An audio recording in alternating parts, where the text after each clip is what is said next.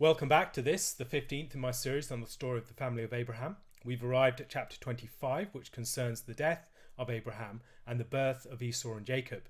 The story begins with Abraham taking another wife for himself after the death of Sarah, Keturah, and Keturah bears a series of children to Abraham, among them Midian, who later becomes a significant character or significant nation in biblical history. We'll see Moses after he flees from Pharaoh in Egypt. He takes refuge in Midian with the Midianites and Jethro, priest of Midian. We'll also see characters like Jael, who is associated with the Midianites and that group of people that come from Keturah. The Midianites and the Ishmaelites also seem to be associated in various places, not least in the sale of Joseph, and we might comment upon that at some later points. Reading this story, we might wonder at the miraculous birth of Isaac previously in the narrative. Isaac was born many years previously to this, but yet Abraham seemed to be thinking of his body as dead at that point. Why might that be the case? He had already had a child with Hagar, and clearly Sarah's womb needed to be opened. But what is it about Abraham's body that needed to be addressed? Well, I suggest it maybe shifts some of the weight from the miracle very much to the covenant status of the child. That this child, to be a child of promise, has to occur through some sort of intervention in Abraham's body. And I would suggest that that is focused upon the gift of circumcision immediately beforehand. That the cutting off of the flesh is something that prepares Abraham's body for that event. There's a symbolic castration, a pruning that prepares him for fruitfulness. And I would imagine that that is what is taking place within Abraham's body. His death is associated with more covenantal death than an actual lack of virility or impotence or something like that, or no longer being fertile. He gives gifts to the children of the concubines and sends them towards the east, away from the land of Isaac. Isaac, on the other hand, inherits everything that Abraham possesses. So there is a distinction made at this point. Abraham is his sole heir, true heir, is Isaac, whereas the children of the concubines are sent off and they have gifts given to them, but they have a different destiny to pursue. They do not bear the legacy of Abraham to the same degree. Abraham at that point dies at the age of 175 years. He dies in a good old age, full of years, and is gathered to his people. And his sons Isaac and Ishmael, who presumably joined together at this point. And it's interesting the way that we see that brothers joining together in the burying of their father. We see the same thing in the story of Esau and Jacob, and also in the story of Jacob later on, in the burial of his sons burying him. They bury him in the cave of Machpelah with Sarah, which he had bought from Ephron, son of Zohar the Hittite. Isaac then settles in Beer-lahai-roi. This maybe suggests a closer association with Ishmael, as this was the place that Hagar had named earlier on in chapter 16. At this point, we have the genealogy of Ishmael, Abraham's son, and the list of the children born to Ishmael are 12 princes according to their nations. The royal themes are interesting here. We have both in the genealogies of Ishmael and later on in the genealogies of Esau, there's an emphasis upon kingly type figures, chiefs and kings and princes. Likewise in the story of Cain and his descendants are very much associated with cities, rulers. They're king type figures, whereas the descendants of Seth, the descendants of Abraham and Isaac, and the descendants of Jacob are more priestly figures. Ishmael dies at 137 years, and he breathes his last and gathered to his people. And his people live in a wide area in east of Egypt. The genealogy of Isaac is then given. Now, this is maybe a false symmetry. It's not given in the same way as the genealogy of Ishmael, but you have forking paths. You have the genealogy of Isaac, and then the genealogy of Ishmael first, and then the genealogy of Isaac. We'll see that later on. It might be worth looking back at this point upon what is taking place here, because it's described as the genealogy of Isaac, Abraham's son. Abraham begot Isaac. It's a strange way of writing this, that Abraham begot Isaac. That doesn't really seem to be the genealogy of Isaac himself. It is an odd way of putting it. It's not the usual way that we'd expect. And we have a number of ways in the book of Genesis where this formula introduces something that is surprising. It doesn't take the form that you'd expect. Now, what does it mean that Abraham begets Isaac, that is the genealogy of Isaac? Well, it may be stepping back and say this is the lineage of Isaac, and that's part of the point, I'm sure, but there's something about the legacy of Isaac that may be involved here. The legacy of Isaac is found in the fact that he is Abraham's son. He is the one who bears this legacy. His legacy is what Abraham has given him, and he is the one who consolidates what Abraham has established. We'll see that later on in the story. Looking back in the story of Abraham, something that we can notice is just how much his life is defined by sacrifice, particularly the sacrifice of his past. At the very beginning, he sacrifices his land, his father's house, his people, and he goes to a place that God will give to him. And then later on, at the end of his story, he sacrifices his son. He sacrifices his future and all that his son represents. The future possibility of a positive relationship with God, his legacy, his heir, his seed, all these things, his relationship with his wife, how would that recover if Isaac was lost? And so he's the one who sacrifices his son. Now, when we think about our lives are very much defined by sacrifice. What does it mean to have a consistent life? What does it mean to have a life that has meaning? And very often it's about making sacrifices in the present for something. And we sacrifice often in order to give our lives meaning, to transcend ourselves. Now, who we sacrifice to is a matter of great importance, because if we're sacrificing to a sort of idol, then we can have some sense of integrity, but in a way that is destructive. So many people will sacrifice for the sake of their nation because their nation gives them a sense of integrity of purpose, identity, peoplehood, and yet that sacrifice for the nation can be a wicked thing if it involves laying down your life and killing for an evil cause. The sacrifice is then a very significant aspect of personal identity. It's a means by which you lay down something in the present in order and in the hope that something will be given back in the future. And that relationship between Isaac and Abraham is an extremely close one. You can imagine Abraham has so much of his confidence and his purpose and his sense of worth and identity riding upon this son. And then God asks him to give up that son. That is a radical thing to do. But yet, if we do not truly sacrifice things, they can never actually prove fruitful. For instance, if you never give up your son, if you never give up something that you have created, then it will never be truly fruitful. You can stunt the thing that you have created, brought into the world, if you do not let it go. And the story of Abraham is a story of sacrifice, of giving up his legacy, surrendering his legacy to God's hand. And then what we'll see in the story of Isaac is that God consolidates and builds up the legacy for Abraham. He makes Abraham's name great. Now, for our lives, I think this has deep ramifications. There are many people who struggle to let go of things, to sacrifice. And yet sacrifice is something that is necessary to find a true identity, a full consolidated identity.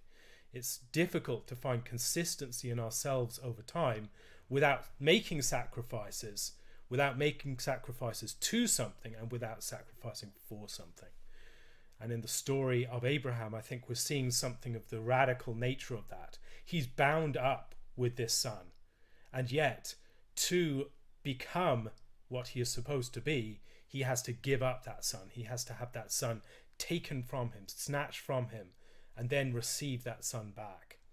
And receiving that son back means that he must first let him go.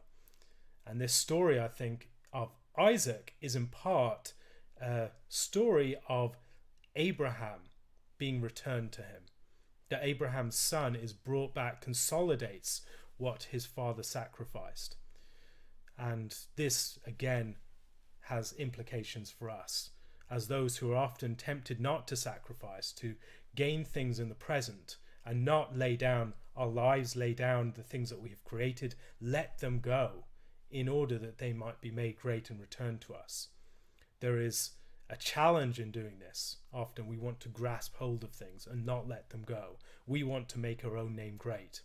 And that story of Abraham playing out against the background of the story of the tower builders at Babel, that they try and make their own name great, yet God will make Abraham's name great. It's a salutary contrast and juxtaposition of two different ways to approach our legacy. Are we going to try and seize our legacy to establish it ourselves, or are we going to act in a faithful and committed way, acting towards God, and make sacrifices to let things go and trust that God will return them to us at a good time? And that will often be God establishing our legacy many years after we have died. That there is something about that letting go, that you're surrendering these things to God's hand, trusting that he will act on your behalf, rather than trying to seize and establish your legacy for yourself. At this point, we arrive at the birth of Esau and Jacob. There is first of all a struggle that Rebekah is barren. And we've had this same problem with the story of Sarah, a barren wife who's not bearing any children, and the need for children. That if they're going to continue the covenant line, there needs to be children. And so Isaac intercedes for his wife Rebekah, and God hears, and Rebekah conceives.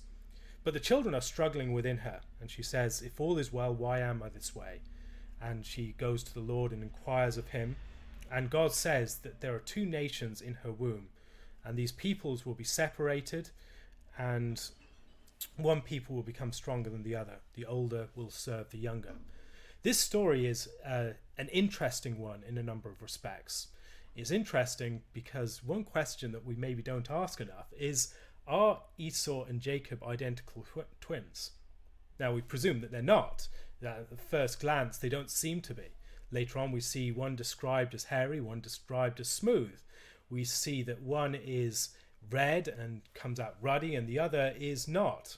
One is more maybe sallow and thin by comparison. There seems to be something that is very different between them, but yet there are other features that would seem to suggest that they are identical twins. They're struggling in the womb, and it would seem to make sense that they're sharing the same amniotic sac. Maybe they're fighting over the resources of the mother, the placenta. And then they've also got, some have suggested that there's a twin transfusion issue here. That in that sort of case, you can have identical twins coming out at very different sizes, one being red and more developed, and the other having a very different sort of sallow and thin, and that might be what's taking place here. It's quite possible, and it would help to explain certain features of the narrative. What else can we see at this point? That we have a number of stories within the history of the patriarchs, generation after generation, of barren women who are struggling to bear seed, and the struggle on that front suggests that there's maybe something more thematic going on. First of all, there's the fact that God miraculously intervenes in these cases, that these are children of promise, these are children of divine intervention. That's part of it. I think other aspects might be the fact that God places these women on the front line of redemptive history. As you look through the story of the Old Testament, you'll see this repeated on several occasions, that the great women of history are struggling to bear seed, come to birth. And we read these stories in various places of whether it's the Hebrew midwives, whether it's Jochebed and the threat to the children, whether it's Rachel dying in childbirth, whether it's Rachel struggling with infertility, whether it's the wrestling with between the two sisters with Rachel and Leah, whether it's Rebecca struggling to give birth and being barren, and then later on having these children struggling in her womb. These stories are difficult stories of women fighting to give birth, and the rivalries and the complications and the tragedies that are associated with that. That draws our minds back to Genesis chapter 3 and the pain that will accompany conception and the multiplication of conception, but that is not necessarily all that's going on. It's also a sense that the seed that will crush the serpent, and this seed as it comes forth there's a challenge. Is this seed going to be brought forth? The woman is on the front line of redemptive history. She has to bear this seed. She's responsible for bringing this into history, and that is one of the reasons why at the very outset of key events in the key eras of history we see women struggling in birth. Whether that's in the patriarchal narrative, where generation after generation we see women struggling in birth, and references to their experience in this, that this is the place where women are laying down their lives, sometimes literally, in order to bring God's salvation into the world. And then we see it in the story of the Exodus, we see it in the story of the kingdom with Hannah, we see it in the story of the gospel as well. All these stories foreground the significance of women struggling in birth, and that is not accidental.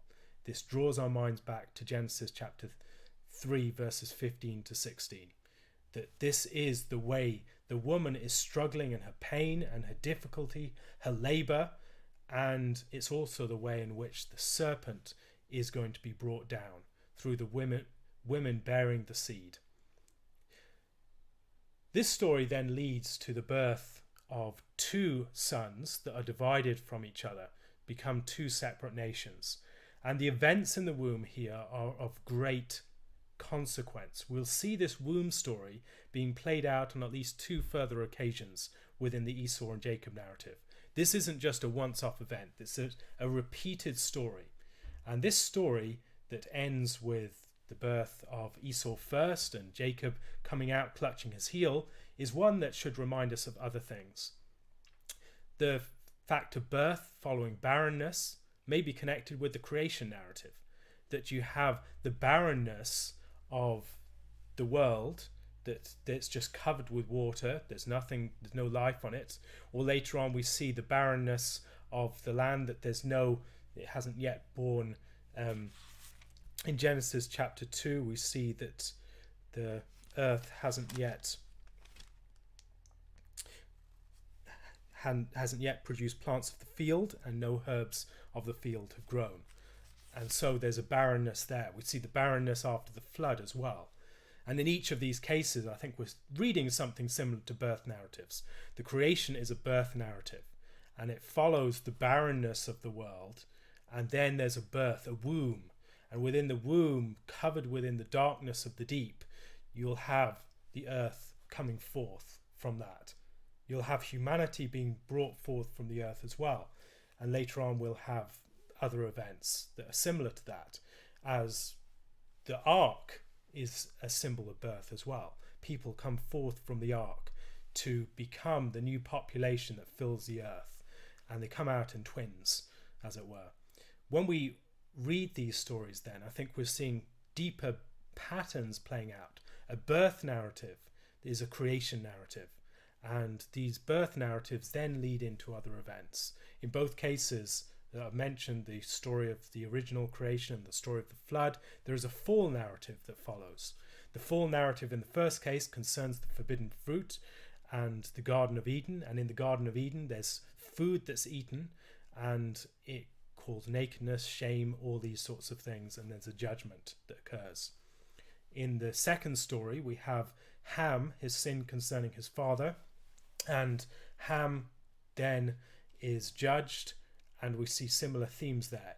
Drinking of the fruit of the garden, drinking the wine, and then nakedness and all these sorts of things that play out there. I think we see a similar thing here. When we look on through the story of Esau and Jacob, they're described, first of all, we'll go back into their descriptions. First comes out red. He's like a hairy garment all over. And when we read the story of Esau, we need to think about the word plays, because he lives in the land of Seir. And so it plays upon the word for goat, the word for hair, and the word for his country are all being played upon. And in the same way, Edom is red. So he's red and hairy, Edom and Seir. These are connected terms. It's playing upon these themes as it goes through. And we'll see it also doing that with the story of Laban. His brother then comes out. His hand takes hold of Esau's heel. Where have we seen a heel mentioned before? It's the bruising of the heel by the serpent. The serpent is the one who bruises the heel of the seed, the woman's seed. They're both named. The first is called Esau. They call his name Esau. But then his brother comes out and his hand takes hold of Esau's heel, and his name is called Jacob. The suggestion is it may not be them calling him Jacob. It may just be Isaac. If you look at the text, it's not entirely clear, and it may just be Isaac that's calling him Jacob. And Jacob isn't exactly a positive name. Heel, supplanter, someone who takes the heel, someone who supplants the other. We'll see Esau makes reference to this later on. And this is something that maybe the significance of Jacob's name, keep that in mind. There's a birth event. There are these two twins that struggle, and maybe they're identical twins, and they're competing for resources in the womb. One comes out and twin transfusion issues, and one comes out red and more fully developed and hairy, and the other comes out underdeveloped. And there's something about the older of the two twins. He seems better favored than the younger, but yet he's a man of the field. He's a man of hunting. He's a man who's a hunter of game, and he's a man of weaponry, these sorts of things. He's a man who's associated with the earth. When we look through the story of Genesis, who might he remind us of? A number of figures. First of all, Cain. Cain is associated with the field. Cain is associated with hunting later on. We have his line of the family associated with hunting and weaponry and these sorts of things. On the other hand, it might remind us of Nimrod, a mighty hunter before the Lord.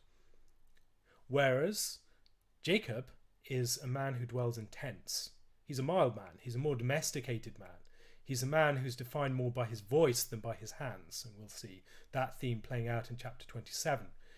That Esau is a man of his hands. He's a man of action. He's a man of warfare. He's a man that can go out and fight. He's a man that hunts. He's a man who's gifted with his hands, and he's a man who hunts game, wild game, that pleases his father Isaac.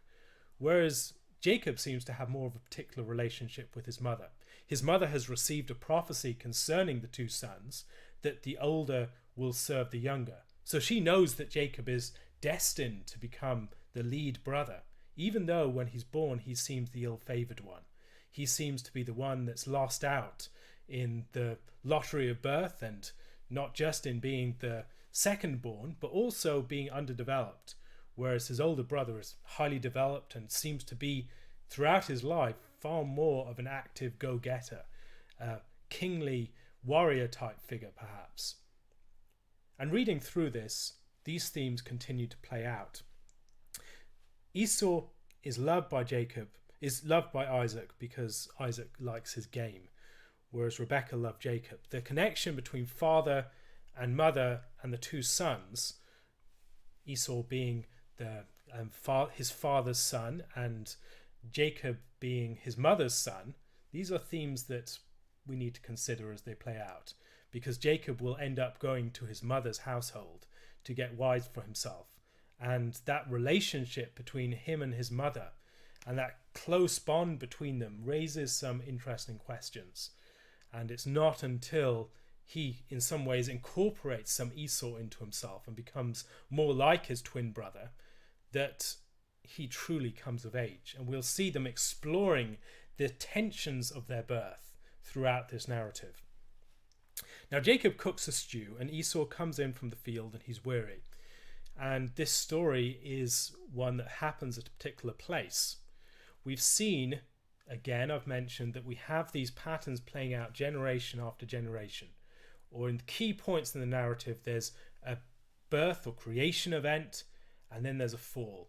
So we see it in the original creation, we see it in the story of Noah, we also see it in the story of Abraham, that there's a covenant made with Abraham. The animals are brought to him, or he brings the animals together, that there's a deep sleep placed upon him, and then God acts within that, and there's division and all these sorts of things. And then he sees the fruit, and he takes, or his wife gives to him the fruit, which is Hagar. Hagar is the forbidden fruit within that story. And so there's a fall narrative. And here I think there's a very similar thing. And we need to consider what role the different characters are playing.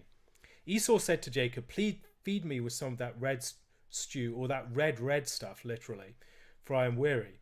Therefore his name was called Edom. What's happening there? The red stuff, the colour of the stew is stressed. The stew is defined not by its contents, but by its colour. It appears red. What does he think it is? David Dorb has argued that this is possibly Esau presuming that the stew is blood stew, that he wants blood stew. And blood, of course, is forbidden food after Genesis chapter 9. Maybe that's what it is. That would certainly strengthen the forbidden food connections and the fall connections that are taking place here.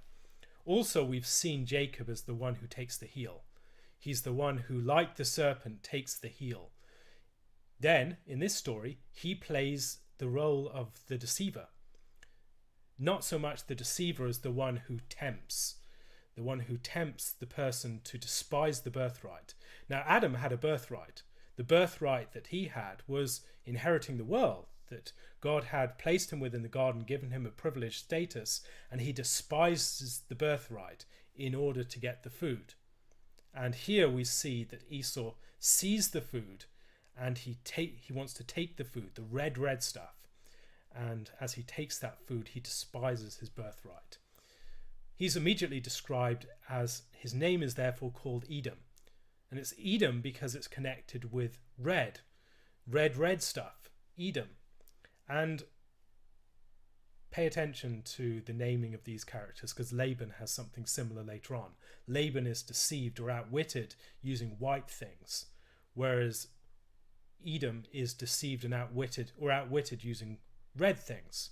And these two characters are played off against Jacob in different ways. This conflict between Esau and Jacob is one then that takes the character of a fall type event. Esau is playing the Adam character, and the name Edom that he's given at this point is like Adam. It's pretty much the same. It's pretty much the same consonants. It's a term that draws your mind back immediately to the story of Genesis chapter 3. That here is food, here is someone despising their birthright, and then immediately afterwards we're told he's called Edom. His name is connected with that of Adam. And Jacob is certainly not without blame in this story. He's taking advantage of the situation, and what he does is not exactly, you might say it's not exactly kosher, but he is also the one who's far from the worst. He's not the worst character within the story by any means. I think there is some blame to be given to him. He is outwitting his brother. His brother, however, is despising the covenant. He's despising the birthright. He's acting in a way that is quite dishonorable. And as we see the relationship between characters like Saul and David, we'll see similar dynamics. The danger of despising what God has given to you. Jacob says, "Swear to me as of this day." And he swears and sold his birthright to Jacob. And Jacob gives Esau the bread and the stew of lentils. Esau wolfs it down. And the way it describes just a series of events, ate and drank, arose, went his way. And then the text casts judgment upon the situation. It doesn't judge Jacob, it judges Esau. Now that doesn't mean that Jacob is without, that he's without fault in this situation. but by far the worst blame falls upon Esau. Esau is the one who despises his birthright. Look, I am about to die, so what profit shall this birthright be to me? This story then, the story of the birth, the creation type event, the struggling in the womb, and then the story of the fall that follows, are playing out these consistent patterns that we see. And this story will be replayed at least 2 more times within the story of Esau and Jacob, as they try and work out their relationship to each other, as they're struggling for the limited resources of their parents. Just as they struggled in the womb over the resources of their mother, so they are struggling throughout the rest of their lives. And we'll see how it ends up, how this story eventually gets resolved. And there is some sort of resolution, a partial resolution, not a complete one. But this awaits many decades. It happens many decades hence. Lord willing, I'll be back again tomorrow with a discussion of chapter 26. Thank you very much for listening. If you'd like to support this and other videos like it, particularly transcribing them at the moment, please consider doing so using my Patreon or PayPal accounts. The links for those are below in the notes. If you would like to ask me any questions on the story of Abraham and his descendants, or on some other issue, please do so using my Curious Cat account. Thank you very much for listening. Lord willing, I'll be back again tomorrow. God bless.